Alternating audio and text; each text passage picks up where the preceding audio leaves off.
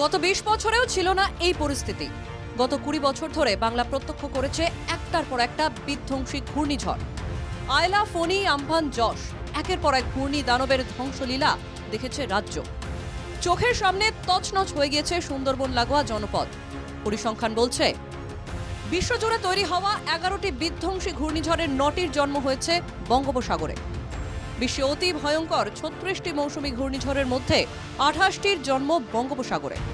কিন্তু কেন বারবার ঝড়ের আঁতুড়ঘর বঙ্গোপসাগর? বিশেষজ্ঞরা বলছেন এর কারণ জলবায়ু পরিবর্তন।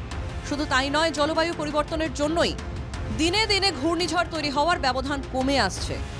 বাংলার বুকে প্রতি বছর কমপক্ষে একটি দুটি করে ঘূর্ণিঝড় আছড়ে পড়ছে। গ্রীষ্মেই মূলত বঙ্গোপসাগরের বুকে এই ঘূর্ণিঝড়গুলি তৈরি হয়। জুন পর্যন্ত যে সাইক্লোনগুলি তৈরি হয় বেশিরভাগ ক্ষেত্রেই তার অভিমুখ থাকে বাংলা ও বাংলাদেশের দিকে। এই সময় ঘূর্ণিঝড়ের শক্তিও থাকে অনেক বেশি। বাংলায় ঘূর্ণিঝড় আছড়ে পড়ার পেছনে বিশেষজ্ঞরা আরও একটি কারণের কথা উল্লেখ করেছেন।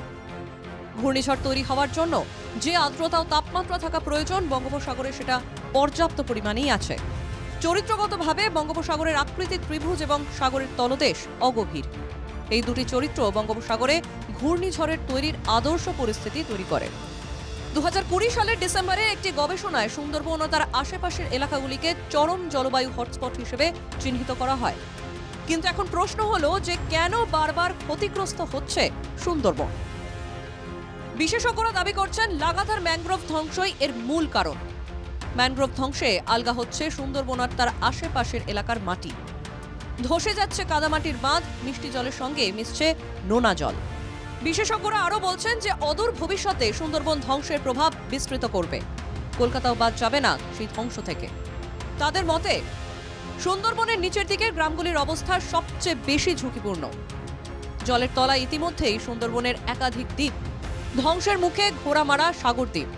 বারবার ঝড়ে সমুদ্রের নোনা জলে ক্ষতিগ্রস্ত হচ্ছে গাছও।